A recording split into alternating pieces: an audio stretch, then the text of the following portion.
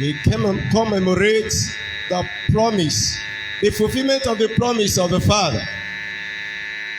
Lift up your hands. Holy Spirit is here already. Ask Him to have His way in your life. Ask Him to have His way in your life.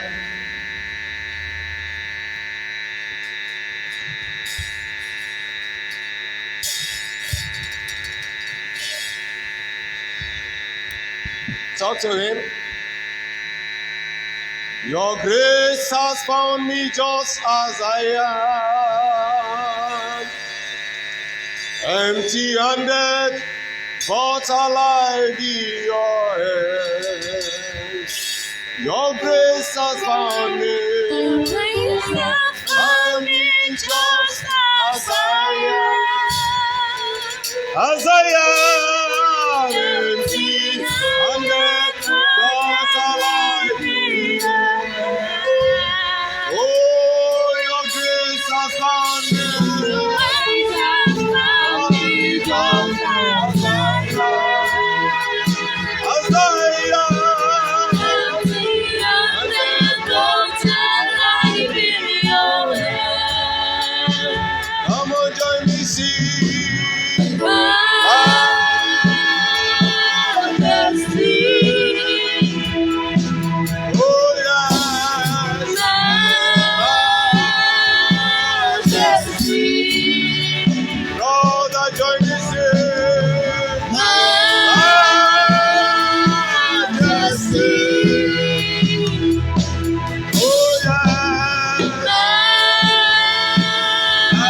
Majesty. Forever. Forever I am changed by your word. By your word. In the presence of your majesty. Oh, forever. Forever I am changed by your word. By your word. In the presence of your majesty. Come on, let us say, majesty.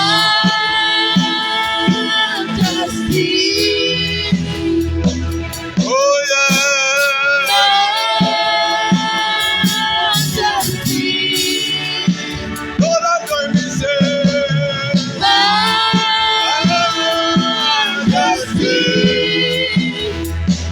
Oh, yeah.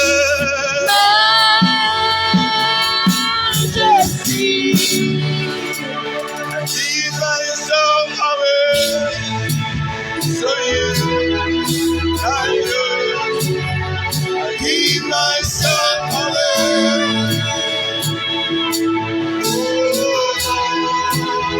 I give myself away, so you can use me. I give myself away.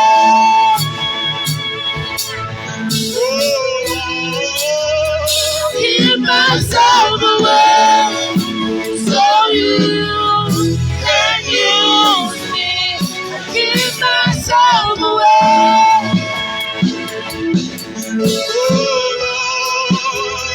Give myself away, so you can use me. Give myself away. All I need is you, Lord. Is you, Lord. All I need is you.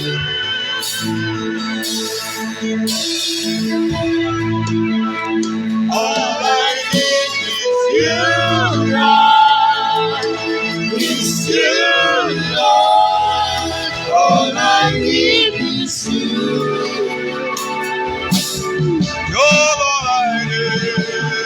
All I need is you, Lord. It's you, Lord. All I need is you. We need you this morning, Spirit of the living God. It's a special day, the birthday of the church. The day you came in the fullness because of your power from above. The day that the supernatural came upon the church, and the church began to praise in the supernatural. Have your way and fill as many hearts as are hungry this morning. As many hearts as are hungry, but do not want to return the same.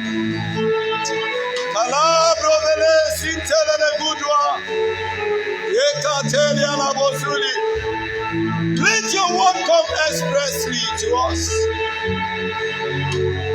Change our lives by the power of your word. Breathe upon us the bread of life. Thank you, mighty God.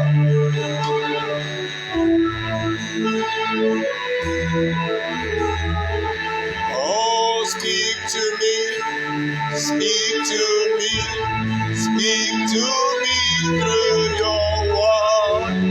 Speak to me, speak to me, speak to me through your word.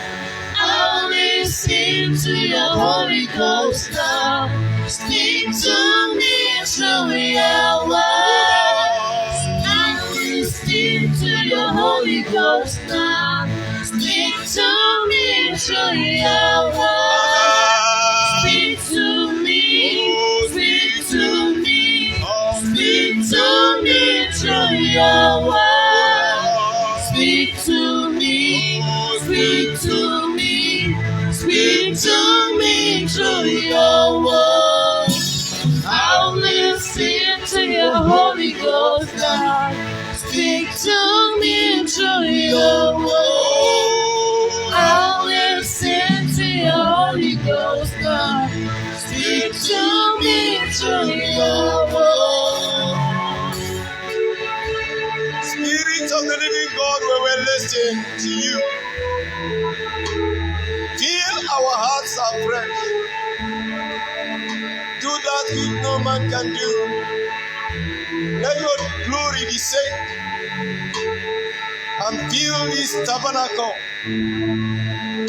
Let every man, every woman seated in this place experience your touch. After being with you, oh God, in this period, may our lives never remain the same. In the name of Jesus. Be seated. God bless you.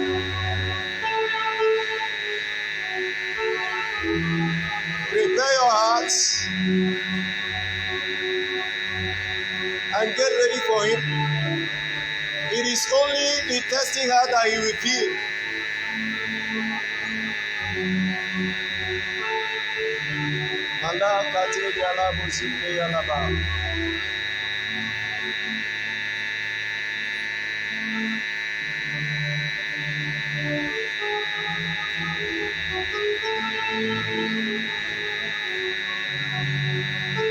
Thank you, Jesus.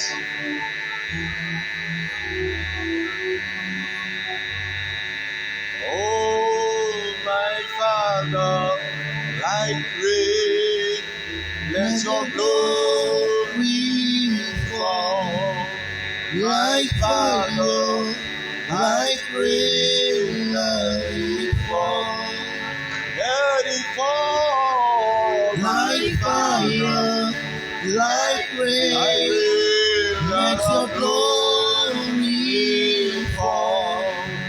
Like fire, like rain, let it fall. Like fire, like rain, let your glory fall. Like fire, like rain, let it fall upon the thirsty heart. Like fire, like rain, let your glory fall. Like fire, like rain, let it fall. This morning I to be prepared. Open up your hearts. Get ready for the Lord.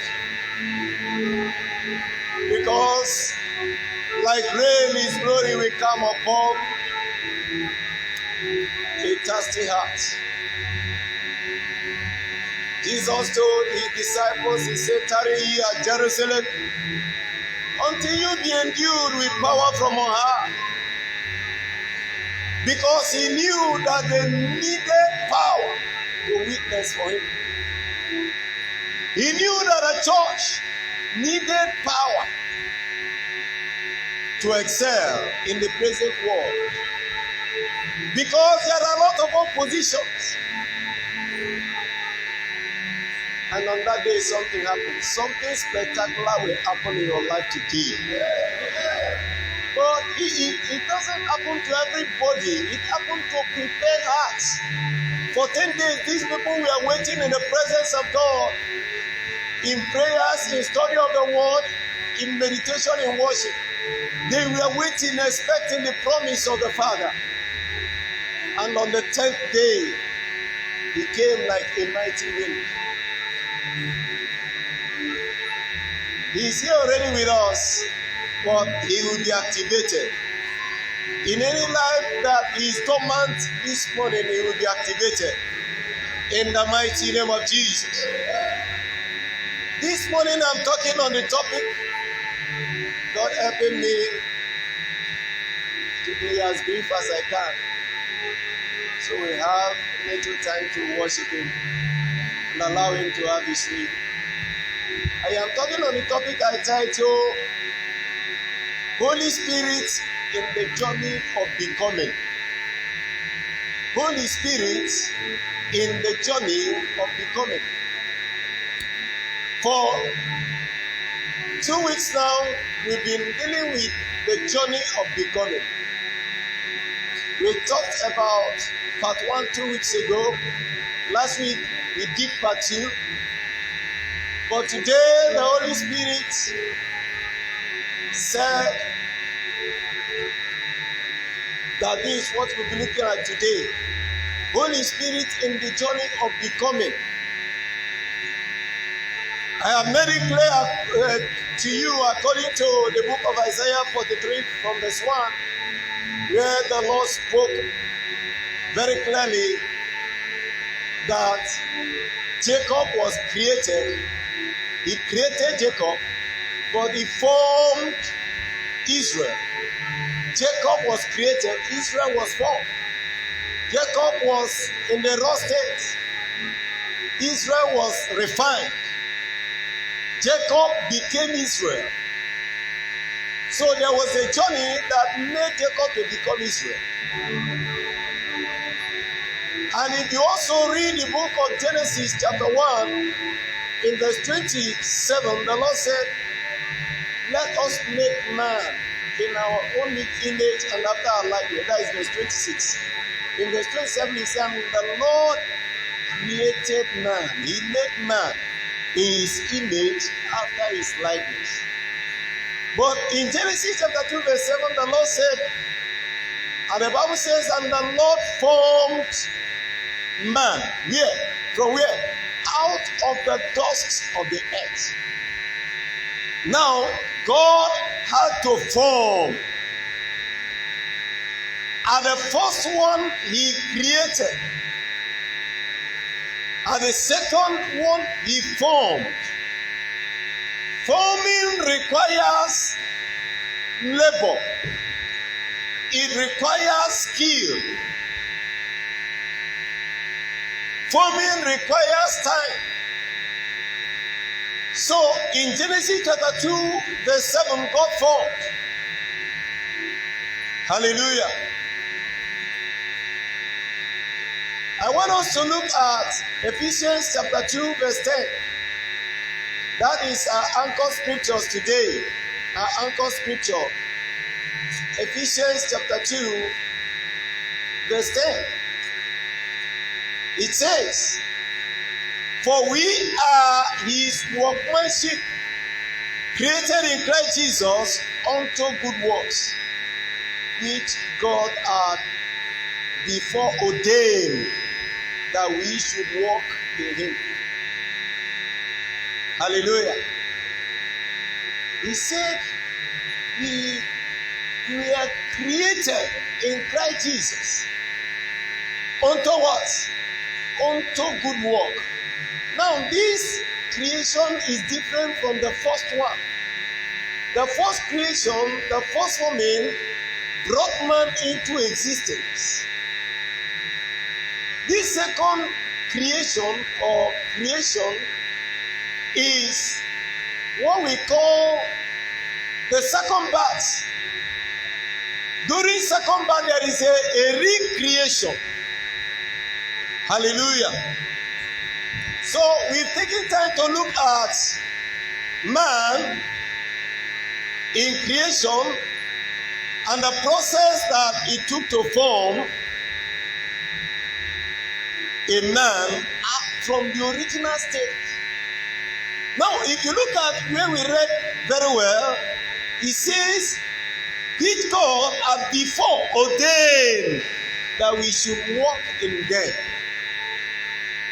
In the book of Romans chapter 8 verse 29, the Bible reveals that God has predestined.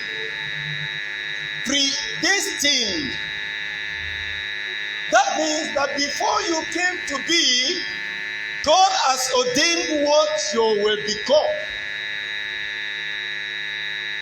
But for you to become that thing, you have to be born as a man. Now, from the time you were born as a man to the fullness of time where you became or you will become, what God has ordained or predestined according to his purpose is a journey. That is what we are looking at. In that journey of becoming, there is a great part that the Holy Ghost plays. And that part that the Holy Spirit plays is what we will be looking at today. So the journey of becoming starts before conception. It starts before what? Before conception. Before you were conceived in your mother's womb, that journey has started.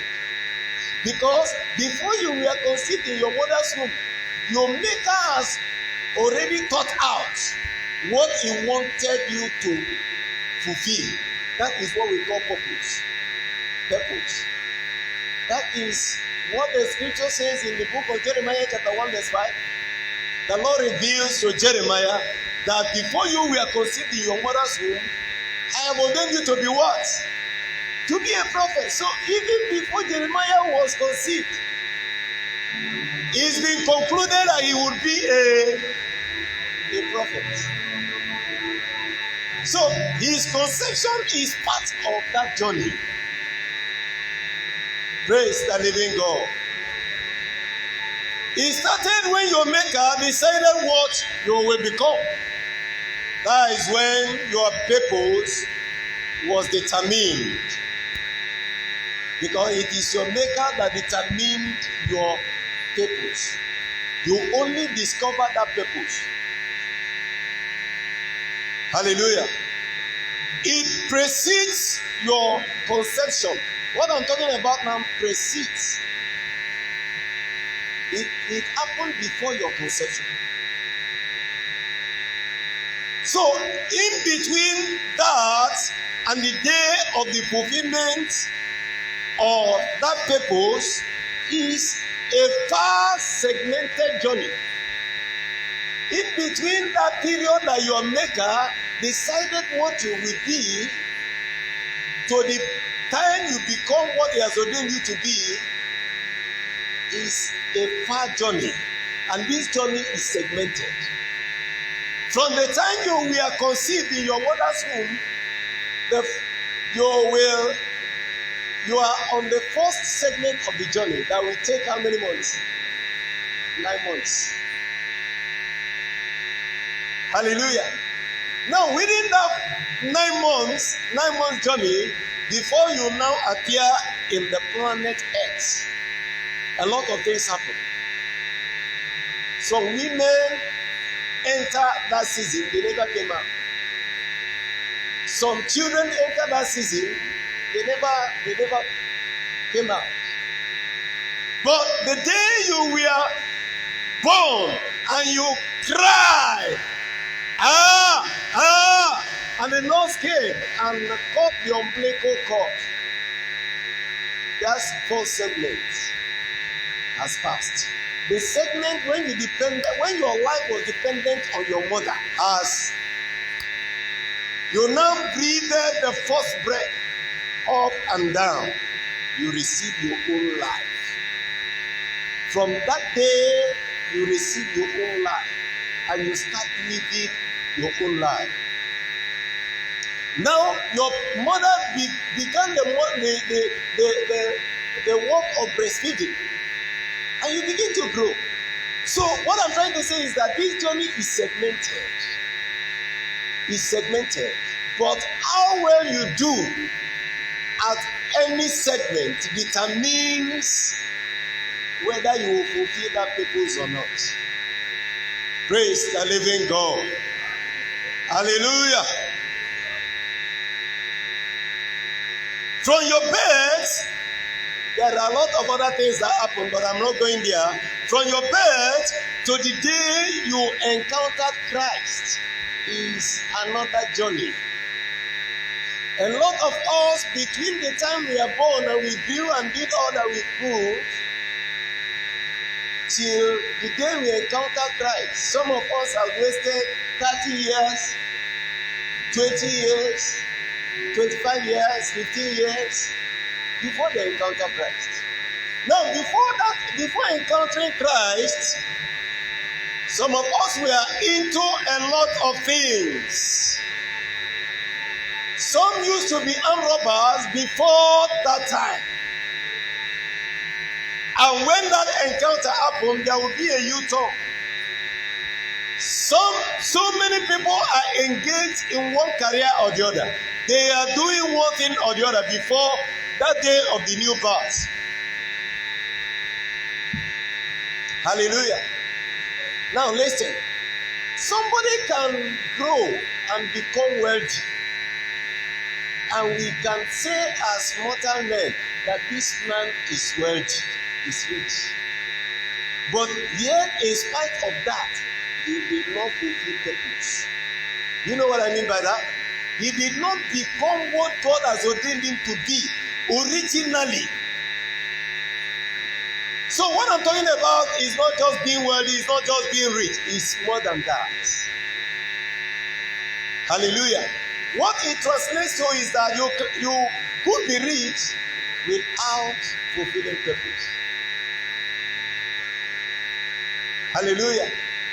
You may not be too rich, but you fulfill purpose. So between the time you were physically born on earth and the period you encounter Christ, a lot of things happen. And that day you encounter Christ is the day that journey moved to a higher level. That journey of becoming moved. That is the day that journey encounters supernatural power. All the while that you were born physically and all that has been happening to you, you were doing all that as a mortal man, as a natural man.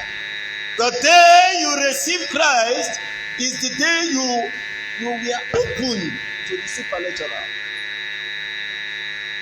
And that has a lot to do in your journey of becoming. Hallelujah. At new birth, many gain direction in this journey. You know, I told you that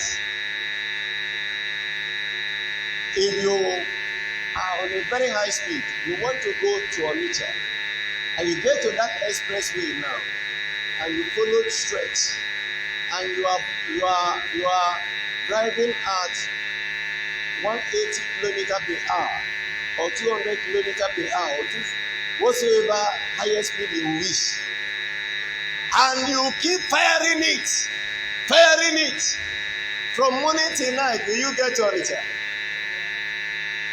In 1 week, will you get to Onitsha?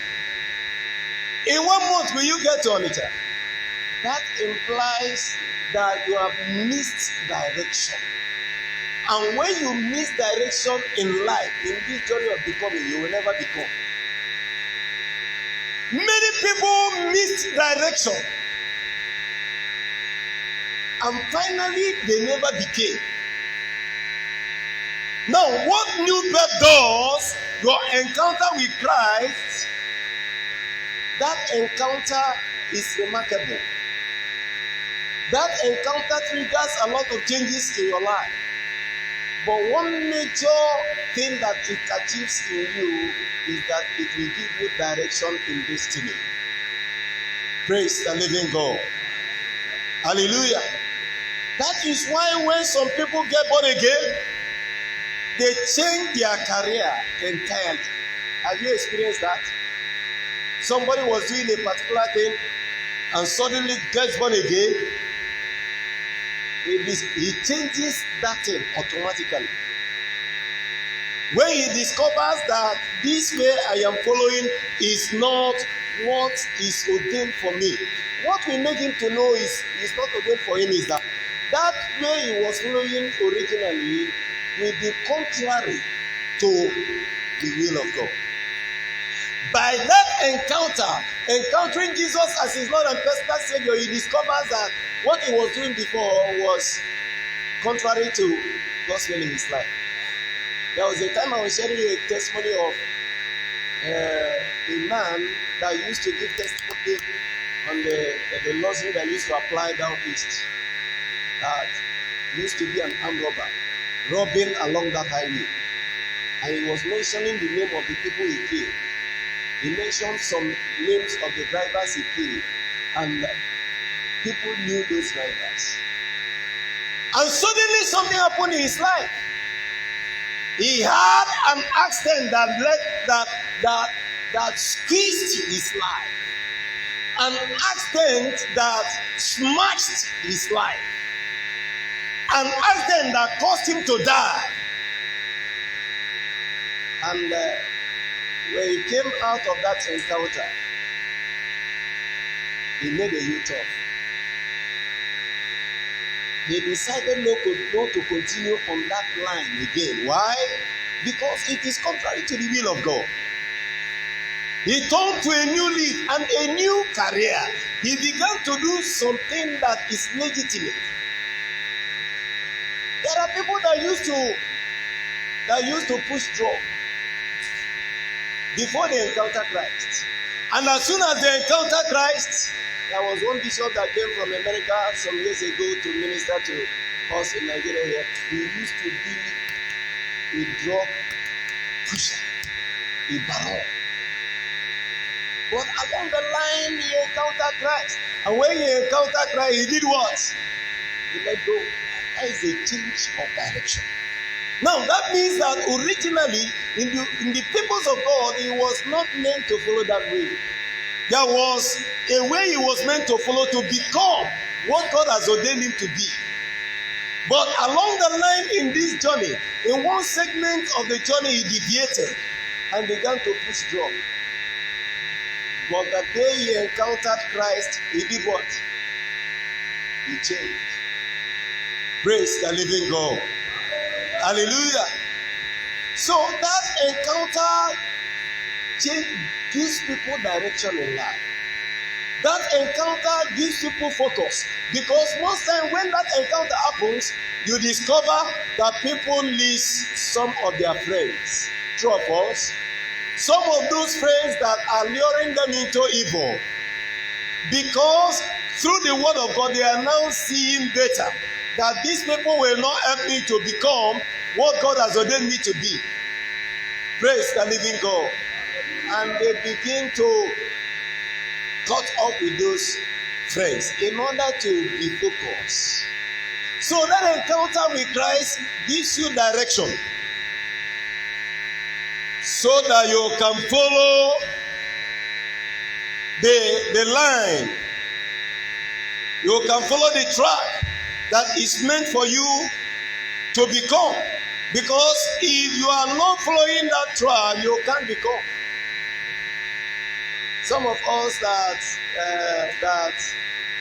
did athletics when we were in school, you discover you have tracks. Am I right? Once you hear on your mat say go, everybody minds his track. If you leave your track and go to another person's track, you'll be disqualified. If you're running 100 meters, praise the living God, you are expected to maintain your track through to the end. That is how life is. Every one of us has a track to follow. When you miss that track, you can never become. And what encounter with Christ does is to give you direction so that you can concentrate on your track. Praise the living God. Hallelujah. You discover that when that encounter happens, a lot of changes takes place in the life of that person. That changes that takes place is to enable that person to be able to walk on the particular track. Those things that the person used to do that is not allowed in that track will be removed, will be cut out of his life. So he will be fashioned and programmed in such a way that he will follow a particular track. Hallelujah. Hallelujah. This is the first encounter you have with the Holy Spirit. The Bible says in the book of Romans chapter 8 verse 9 that if you do not have the Spirit of God, you are none of His. So the Holy Spirit is an agent of regeneration. Without the Holy Spirit, you can't be born again. What enables you to have that experience you call born again is what? The Holy Spirit. Hallelujah. Hallelujah. So without the Holy Spirit, you will lack that aspect, that encounter with the supernatural that is needed in your life to become. Remember last week I was telling you people about David. But before David became, he encountered the supernatural. Before he became, he was anointed. And the Bible says that the Spirit of God did what? Came upon him. And that was the major reason why David was able to defeat Goliath. Hallelujah. So, when you encounter Christ, it opens you up to supernatural. What happens is that those things that you could not do as a mortal man, the strength of God will come upon you. Because when that happens, the Bible says that we will share in divine nature, in the nature of God. Through new birth, we do what? We share in the nature of God. In His nature of holiness, in His nature of creativity, in His nature of power. We begin to function in the miraculous.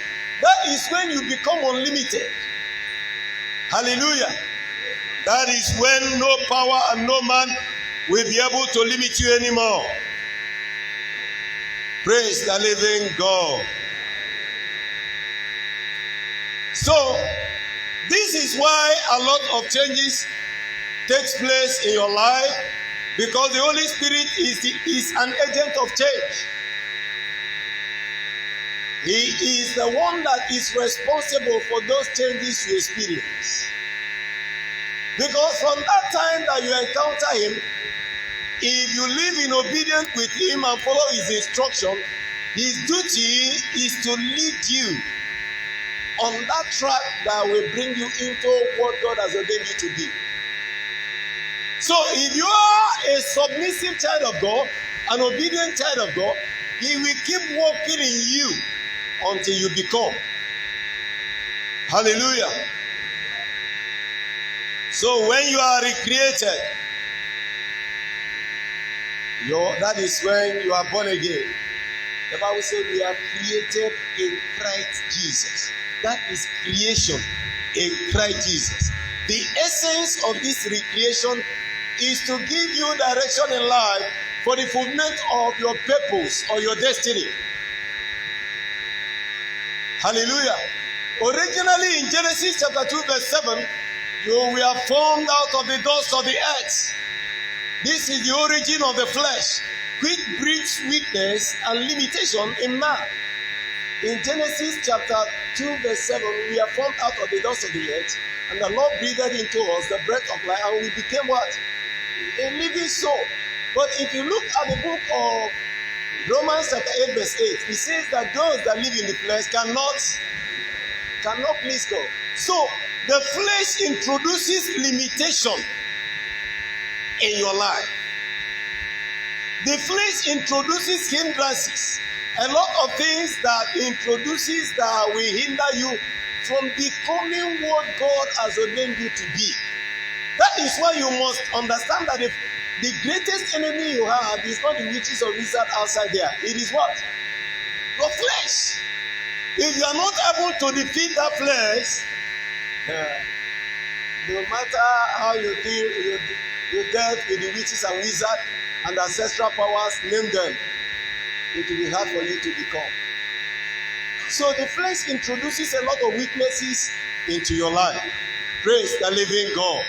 But at new birth, you are recreated by the power of the Holy Ghost. In John chapter 1 verse 13, it says that it's of those who are not born who are born not by the will of the flesh nor of blood, but by the will of God. When Angel Gabriel came to Mary and said, "This is what will happen to you. You are going to conceive." Mary said, "How is it going to be? Because I am a virgin, I don't know a man." He said, "The power of the highest will overshadow you." So this is not based on what you can do. It is not based on your biological whatsoever. What happens is that a supernatural power will come upon you and something will happen. And that is why he said that thing that you will conceive will be called the Son of God. So what happens at new birth is that the supernatural power of God comes upon you. As you receive the life of God, the life of God is eternal life, a life that cannot die. The life of God is that is when you encounter him on that day, you become a superman. Because the supernatural will come in contact with your natural. And then you receive the ability to overcome any form of weakness. Hallelujah. Hallelujah. That is why when you are genuinely born again, you have the potential to be unlimited. You have the ability to be unlimited. That nobody, no power can limit you. If you rightly maximize that potential, you become. Praise the living God. Hallelujah. So, we share in his divine nature as we get born again. So, by this encounter, you receive the nature and the ability of God through the help of the Holy Spirit. And what are the ability of God? When you talk of the ability of God, you talk about his power. You talk about creativity. You talk about his nature, the nature of holiness. And that is why if you have not encountered Christ, if you have not received him as your Lord and personal Savior, you can't please God. You can't live a holy life. You may be going to church and be very religious, but you will not be able to please God. You will just be a religious person. Praise the living God. And at the end, when you try and it will not work, you said, we are all like fishes that lives in the sea. But Jesus said, be ye perfect as I am, which means that it is possible to be perfect. When you want it and you pursue it, you become. Jesus can never tell you to be what you are not empowered to become. So if he says, be ye holy, for your heavenly Father is holy, you are You've been empowered to become holy. Praise the living God. Hallelujah. So that is the first encounter with the Holy Ghost. In that encounter, he empowers you to share in divine nature. You will receive the ability of God. And that ability enables you to operate beyond the natural. Beyond what? The natural. That ability of God inside of you makes you unlimited, makes you unstoppable and indestructible. Praise the living God. Hallelujah. So by that experience, hindrances and limitations in your lives are removed. Your new nature and ability enables you to operate above the natural man. Enables you to do what? To operate above the natural man. It positions you on a pedestal where you will surpass a natural man, where you can do what a natural man cannot do. Praise the living God. Hallelujah. By your second encounter with the Holy Ghost at baptismal measure. At what? At baptismal measure, which is what happened, what we are celebrating today. That was the second encounter with the Holy Ghost. At baptismal measure. Hallelujah. By that second encounter with the Holy Ghost at baptismal level, you are divinely empowered to break limits. You don't understand what I'm saying? You are divinely empowered to cross boundaries. So any form of limitation anywhere in your spiritual life, in your physical life, in your financial life is removed. By that encounter, you begin to operate in the class of God. Hallelujah. Hallelujah. The empowered to break limits, you begin to manifest the ability of God, divine prowess, like divine intelligence, wisdom, power, creativity. You begin to experience these things. This is what happened to the apostles on the Pentecost day. Remember before that day, last time, 2 weeks ago, we read Matthew chapter 4 verse 19, where Jesus came to somebody called Peter and a colleague and said, follow me and I will do what? What do you understand from that? These were fishers in Galilee, am I right? By what Jesus said, what it means that originally they were not created to be fishers of men. They were meant to be what? They were not created to be fishers. They are fishers, they are fishermen, people that fish in the ocean. That was not what they were created to be.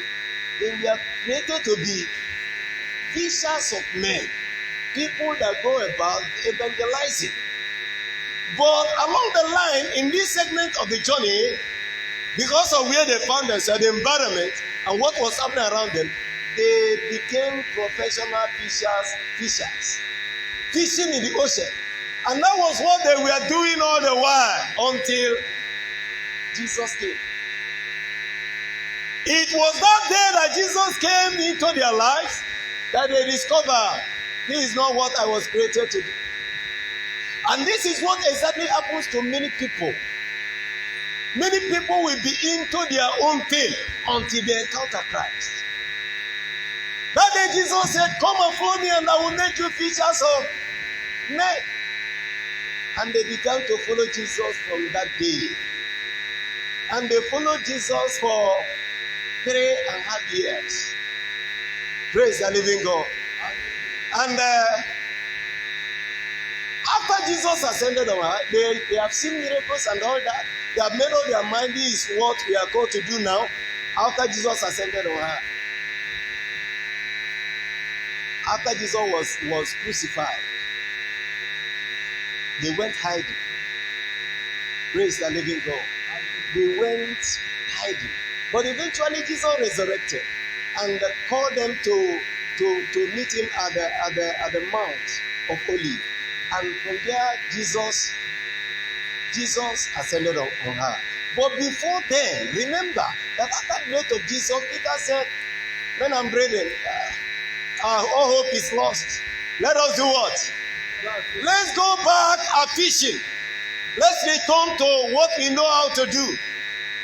Probably you've been into some things that you have learned it so much, skill so much that you know how to do that particular thing, but that may not be what we are created to do. Let us go and fishing. And they went as usual. And where they were fishing, Jesus appeared there. "Children, do you caught anything?" They said no. So okay, go deeper and cast at your right hand, and you will catch many. And they went deeper and cast it and caught a lot. It was a surprising thing. And John the Beloved said, "It is the Lord." Because they understood that this is not ordinary. It is the Lord. It is not ordinary. What happened now is not ordinary. You will keep living an ordinary life until Jesus comes into your life. So they drank the fishes, and Jesus allowed them after roasting. And they ate. And Jesus asked Peter, "Lovest thou me more than these?" Because what Peter knew was still dragging him back from his eternal purpose, from his eternal destiny. What he knew was still dragging him. And Jesus said, "Peter, do you love me more than this?" Peter said, "You know I love you, Lord." He asked him again, "I love you with all my heart. Take care of my sheep." That was what Peter was called to do. He asked him the third time. And Peter became annoyed. Praise the living God. Now the point I'm making there is that eventually Peter abandoned all and followed him. He began to walk on the path of destiny. Peter made up his mind to become what he was created to be. He became an apostle to the Jews. Began to preach the gospel. I can't begin here to tell you all that happened in the life of Peter. Praise the living God. But before Peter began to execute those duties, Jesus said, "Tarry ye at Jerusalem until you be endued with power from on high." I know you have the knowledge, you have this and that, but it's not yet enough. You need to have an experience of the supernatural power of God. Because the church I am establishing is not an organization. It is not only where you come to learn how to read and write. It is not where you come and we teach you a principle for business success or principles of relationship. The church is greater than that. What makes the church a church is the operation of the supernatural, the miraculous. And that was only introduced by the Holy Ghost as he came upon them on the Pentecost day. As they were waiting, he came like a mighty rushing wind. It was after that encounter, as Peter was going during the time of prayer with James at the temple to pray, and he saw the man at the beautiful gate looking at them as usual, because they used to pass through that place. But this time around, something has happened in the life of Peter. This is no longer the Peter you used to know. That is what Holy Ghost does in you. He transforms you entirely, empowers. Peter used to be a timid person, a small girl. You are not one. I said, "No, I never know this man." This time around, Peter was as bold as lion. And he looked at the guy. He said, "Silver and gold we have not, but what I have, I do what? In the name of Jesus, rise up." And power came up. Listen to me. The Pentecost day is the day of power. The church is not a place, or it's not just an organization. We can take principles of this and principles of that, but if we lack the power of the miraculous, then we are not a church. That is the difference. Peter, after that encounter, Peter kept growing. He kept growing until he came to a level where Peter will be walking on the streets and they will be bringing the sick along. So that his shadow. This was Peter who could not cast out demons when Jesus was there. But he kept walking on that path until his shadow was healing the sick. That was Peter. After that encounter, listen to me, because something will happen in your life today. To as many as they are that are thirsty, you want to experience God in a deeper dimension. Listen to me. You may decide to be an ordinary Christian, and forces of darkness will be throwing you here and there until you become tired. When you become tired and you begin to do business with the Holy Ghost, you become indestructible. They will release their weapon, it can't get to you. You become unstoppable. You come and you pass a decree, and that decree stands as you have declared it. Somebody shout a big hallelujah. Tell your neighbor you need the Holy Spirit in your life. Because that is what will transport you from being an ordinary Christian, living an ordinary life, to living a supernatural life. You begin to operate in a realm where all things are. You know, most times you say with God, all things are possible. Let it not just be on your mouth. Because it's a reality. It is the Holy Ghost that will introduce you to that realm where all things are. Paul was on the voyage, and the ship was about to capsize, and because he has encountered Christ, the angel of God appeared to him and said, there shall be no loss of life. They have thrown their luggages and everything inside the water, and it was as if they will die. The angel said there shall be no loss of life. And Paul appeared before them and said, the angel of the Lord whom I serve appeared to me. And this is what he said. Remember that before the problem started, Paul told the captain not to move. And the captain checked the word and said everything is okay. By our knowledge, everything they moved. Along the line, the storm became so heavy. The Holy Spirit brings you to a pedestal where you will see beyond the natural. Because the spirit realm is a reality. And eventually, when they finally found themselves at the island and they were drying their body, the people helped them, let fire, they were drying their body. Snake came out of the one of the stick and bite Paul.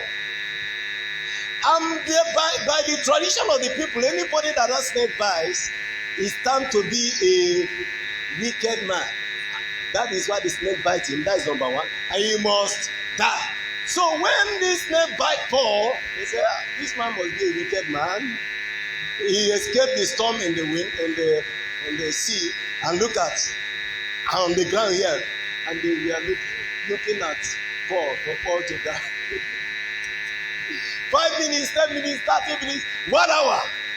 Paul was still, because of what Paul has shared in the divine nature. It was not an ordinary life. It was not flesh and blood living through Paul. The life of God was in him. So the snake bite him and he killed the snake. They were waiting for him so that the poison of the snake will kill him. And nothing happened. And when they looked at him after a long time, they said, this man is not an ordinary man. That is what the Holy Ghost does in your life. He transforms you into becoming a God, which is the original thing God made you to be. Paul and Barnabas came into a nation, and there was a crippled man. And by the power of the Holy Ghost, they healed the crippled man. I'm the priest of the idol. He began to run around and say, we are going to offer sacrifice. So these people are not human beings. They are gods. And they called Paul Zeus. And Paul gave another name to Barnabas. Praise that also. Praise the living God. He said these are gods. They are not ordinary human beings. This is what the Holy Ghost does when it comes upon you. The church should rise and begin to utilize the power that God has given unto us through the Holy Ghost. They were running around to make sacrifice, and Paul said, no. We are not human beings like you. We are not a human beings. The Holy Ghost, when you begin to obey the Holy Ghost and do business with Him and submit and yield and obey His voice, He transforms you into becoming a Superman. Listen to me. The Holy Ghost will refine you and make you powerful. The wicked ones will release their arrows. It cannot penetrate. They will be surprised on what is happening to you. They will not. They will. Some of them will say, yeah, that man is an occult man. That man is using charm. They will not know that it is the power of the Holy Ghost. It happened to me. When the elders in my place, that son of Igoma is using an American charm. Because that was what they thought. America has the greatest. I looked at my life. I have not got a native doctor. I don't have ring. Even up to today, I'm not used to wearing jewelry, so I don't have ring. I said, this Jesus that I'm serving, there is something in it. I now made up my mind to serving them all. When you submit to the Holy Ghost, and ye shall receive power after that the Holy Ghost has come upon you, be my witnesses. Now, the purpose of God giving us the Holy Ghost is to do what? To fill us with power so that we can witness for Him. But the person He gave us is who? The Holy Ghost. He didn't just give you power. His intention is to fill you with power, but the person what He gave is the Holy Ghost. When you receive the Holy Ghost and you begin to relate with the Holy Ghost, because He is a personality, and you begin to make Him your friend, and you become conscious of Him wherever you are. You talk with Him, you pray, you call on Him to assist you. You are conscious of Him, and you are obeying His voice. You are following. You are submitting to Him, doing whatever He instructs you to do. You will just come out like this, and people will not know what to do with you. The wicked ones will do what they think they could do, but it can't get to you. The Holy Ghost is the greatest gift that God has given to the church. Unfortunately, a lot of people in the church do not know Him. A lot of people have not encountered Him. A lot of people are not relating with Him. And that is why we are running for cockroach, running for rats, running for, what do you call it? War gecko. When the greatest power. I pity some Christians who do not understand what we are talking about. The Bible says that Simon the sorcerer used witchcraft to do what? To bewitch Samaria, a whole city. One man bewitched them.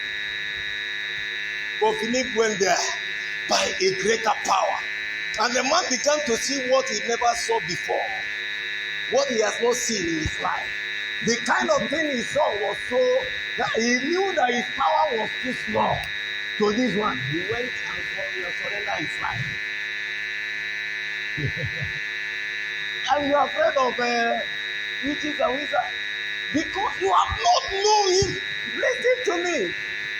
But Jesus was trying to